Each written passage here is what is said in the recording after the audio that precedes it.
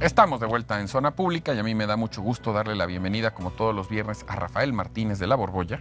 Hola Memo, ¿cómo estás? Buenas tardes. Buenas tardes a todos. Afortunadamente, porque además es viernes. Ya es viernes.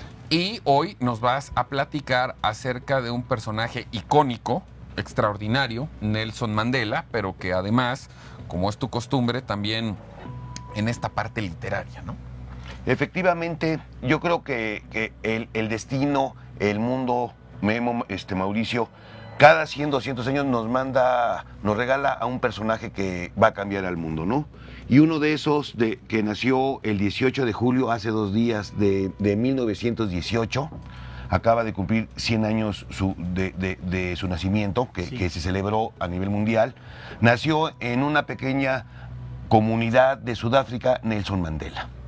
Y hay que entender que era Sudáfrica en esa época. Sudáfrica era una colonia inglesa que en un principio fue colonizada por los holandeses, y cuando vieron los ingleses que la parte rica, que donde estaba la riqueza era donde estaban los holandeses, se inicia una guerra en 1898, que es la famosa Guerra de los Boers, muy cruenta, con muchos muertos y muchos arbitrariedades. Hubo campos de concentración de los Boers, y al final Inglaterra gana, pero se crea una república francamente racista, ¿no? Y es una república que, conforme va pasando el tiempo y el mundo empieza a cambiar, ellos empiezan a meterse más en lo que era el racismo y lo que era la discriminación hacia la mayoría negra, ¿no? Y Nelson es de una familia que era de reyes de la zona, de la época, y en su edad lo mandan a la escuela para que aprenda a leer, y lo quieren casar a la fuerza porque era como se utilizaba así. Las costumbres, y él decide mejor irse a Johannesburgo, que es la capital, y ahí se va a encontrar ahora sí en su piel lo que es la discriminación. En 1948 triunfa el Partido Radical de Sudáfrica y crean lo que sabemos que es el apartheid, ¿no? Y el apartheid lo que era quitarle toda los derechos civiles y humanos a la mayoría negra, a la mayoría de color. De manera particularmente cruel. Cruel. A tal grado que, por ejemplo, ellos tenían que vivir en cierta zona nada más. Para ir a la ciudad de los blancos necesitaban una especie de visa. No tenían derecho a votar, no tenían derecho a la educación. A nada. Los tenían completamente aplastados. Y ahí empieza a crecer la figura de lo que es Nelson Mandela. Se hace abogado, la estudia por correspondencia y al final ya puede acudir a unas clases universitarias, y él va a poner un despacho de abogados para la defensa de las mayorías de color. Y ahí conoce lo que es al Consejo Nacional Africano, que era lo único que tenían la mayoría de Sudáfrica para contrarrestar el poder de los blancos. Y tienen que optar por las armas, por una guerra, para poderse defender de las arbitrariedades que vivían. Y en un principio, hay que decirlo así, Nelson Mandela sí va a estar un poco a favor de lo que es la lucha armada, porque él no ve otra salida. Pero sin embargo era una lucha armada que ponían bombas donde no había gente, cuando no había personas, buscando siempre que no existiera derramamiento de sangre por su lado. Sin embargo, en algún momento él mismo se empieza a ver que esa no es la salida, ¿no? Y empieza a replantear todo el posicionamiento del Consejo Nacional Africano para lograr la igualdad, pero una igualdad para todos. Sin embargo, va a ser arrestado, y él en su juicio va a decir estas palabras que me parecen bellísimas. Siempre he atesorado el ideal de una sociedad libre y democrática, en la que las personas puedan vivir juntas en armonía y con igualdad de oportunidades. Es un ideal para el que he vivido, es un ideal por el que espero vivir, y si es necesario, es un ideal por el que estoy dispuesto a morir. Y lo dijo ante el tribunal, y de ahí partió a la cárcel, donde va a estar 27 años. 27 años que van a ser muy, muy duros para él, porque la dictadura, el totalitarismo, lo que intenta hacer es destruir todo lo que es la dignidad humana en Nelson Mandela. Quieren que él se contradiga, y como primero van a intentar con él, no puede recibir cartas, van a estar aislados ahí en celdas únicas, se va a poder reunir con sus amistades, porque ahí están los intelectuales del movimiento de resistencia 4 horas al día, lo mucho. Va a estar completamente segregado, no puede ver a su familia. Y cuando ven que no lo pueden destruir a ese hombre, empiezan a perseguir a su familia. Él está casado con Winnie Mandela, que es otra gran luchadora de aquella época, y empiezan a atacarla a ella y a la familia de él para ver si así se Pero puede. habría que decir que en esos 27 años en la cárcel, independientemente de este esfuerzo oficial por destruirlo a él en lo personal, de manera simultánea se había convertido en el símbolo de lo que podríamos llamar la resistencia, De la la resistencia, esperanza sí. de toda esta gente que lo veía él como, pues, como su ícono, ¿no? Y efectivamente, cuando él lo llevan a preso, le van a dar un número que se va a hacer muy simbólico. Es el número 46664, que lo va a tener aquí, ¿no? Toda su vida. Y lo que querían hacer los supremacistas blancos era reducirlo a ese número. Pero ese número se va a convertir en el símbolo de la dignidad humana.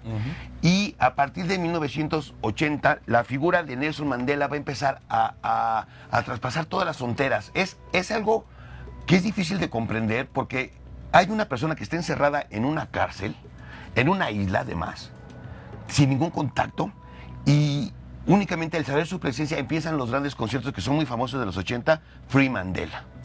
Y de repente se ve que el movimiento blanco pues se da cuenta que esto no lo van a poder parar. Y en 1984 van con él para decirle, mira, vamos a decir que tú ya das marcha atrás a lo que pensabas y te vamos a sacar. Y dice, no, yo me quedo. Y Leclerc, el Frédéric presidente, de Klerk. pues se da cuenta que tiene que salir, y en 1990 Nelson Mandela es liberado. Vamos a tratar de pensar como él estaba de veras aislado completamente, y él sí sabe que es una figura, ¿no? Y él sí sabe que es el líder del Consejo Nacional Africano, pero cuando sale y ve el recibimiento que tiene, él no lo puede creer, porque él no sabía que era tanto su poder. Y en ese momento, él dice otras palabras que a mí también me encantaron, que dice, y esto lo escribe en su autobiografía, que se llama, y que la recomiendo muchísimo, El largo camino hacia la libertad. Y él escribe, siempre he sabido que en el fondo del corazón de los seres humanos hay misericordia y generosidad. Nadie nace odiando a otra persona por el color de su piel, su procedencia o su religión. El odio se aprende. Y si es posible aprender a odiar, es posible aprender a amar. Ya con el amor surge con mayor naturalidad en el corazón del hombre que el odio. Fíjate qué cosas tan bonitas, ¿no? Y cuando está en la cárcel, él va a descubrir un pequeño poema, Memo, que es muy conocido por todos, Invictus. Que se hizo muy famoso a raíz de la película del mismo nombre, que narra la forma en que Sudáfrica se convierte en campeón mundial de rugby. No siendo una potencia. Ya siendo el presidente. Pero que además en la película se narra cómo él se liga, interactúa con los jugadores, los motiva, se vuelve un jugador adicional, sí, en un tema muy de solidaridad. Además, en un momento en que él ya era presidente de Sudáfrica y estaba buscando esta reconciliación entre negros y blancos. Sí, y esto dice el poema que era el preferido de Nelson Mandela, Invictus. Dice, más allá de la noche que me cubre, negra como el abismo insondable, doy gracias a los dioses que pudieran existir por mi alma invicta. Y ese va a ser el discurso de vida de Nelson Mandela. Llega a ser presidente porque... Pero ese es un fragmento, porque todavía continúa y es extraordinario. Y entonces, pero vamos a Soy pensar... el dueño de mi destino, el capitán de mi nave. Y cuando ya gana la presidencia, pues hay un grupo de personas, los blancos, hay que imaginarnos, están aterrorizados de todo lo que les han hecho. Y llega con un discurso de decir, no, vamos a ser una nación unida, vamos a perdonarnos. Y da una amnistía que es muy interesante, muy impresionante, que se da en un estadio donde van todas las víctimas de la represión y van a hablar lo que les hicieron, ¿eh? Y por otro lado van a ir los opresores, imagínate. Y también ellos van a decir lo que ellos hicieron y a pedir perdón. Y son escenas que salen, donde sale un Nelson Mandela llorando cuando estoy escuchando todo lo que la gente vivió. Por supuesto. Y él decide dejar a un lado todo eso para ver a la Sudáfrica de adelante, del siglo XXI. Alguna vez lo van a entrevistar y le preguntan cómo es posible que un hombre que le hicieron tanto daño y que estuvo 27 años en prisión y que lo separaron de su familia, ¿por qué no odia? Y dice que él se dio cuenta en ese momento que cuando tú estás sufriendo, cuando tienes un sufrimiento, algo le pasa en el alma. Y tú tienes que decidir entre ser una mejor persona con empatía o ser un amargado y estar enojado con todo el mundo. Y que él se dio cuenta que la vida era tan pequeña que él decidió irse por la primera etapa. Y eso le generó el respeto, el reconocimiento de todos los líderes sociales, políticos, mundiales, una enorme cantidad de reconocimientos oficiales. Y yo creo que independientemente de su labor como presidente de esta gran reunificación del pueblo sudafricano, un ícono histórico que va a perdurar como un gran ejemplo por muchas, muchas generaciones. Así es. Y hay 5 películas que se han hecho sobre él que nosotros podemos recomendar para este fin de semana. Antes de irnos, recomiéndalas. Y, la que más me gusta a mí es la del poema Invictus. Es una maravilla. Porque él se veía como presidente. Hay una que se llama Mandela, de 1987. Hay a los que les gusta ver cómo se dio la transición, es Mandela and de Klerk. Y por último la de Endgame, que es donde él nos cuenta lo que pasó tras las rejas. Muy bien, Rafita, como siempre, magnífica narración.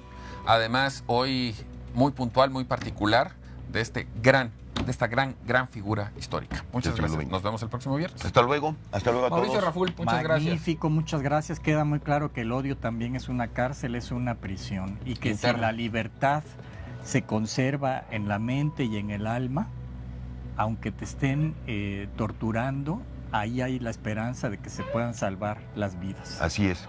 Pues muy bien. Efectivamente. Muchas gracias a los dos. Nos vemos el próximo viernes. Yo le agradezco que nos haya acompañado a lo largo de toda esta semana, pero le espero como siempre el lunes a las 4 de la tarde en Zona Pública, aquí en Efecto Televisión. Tenga un magnífico fin de semana.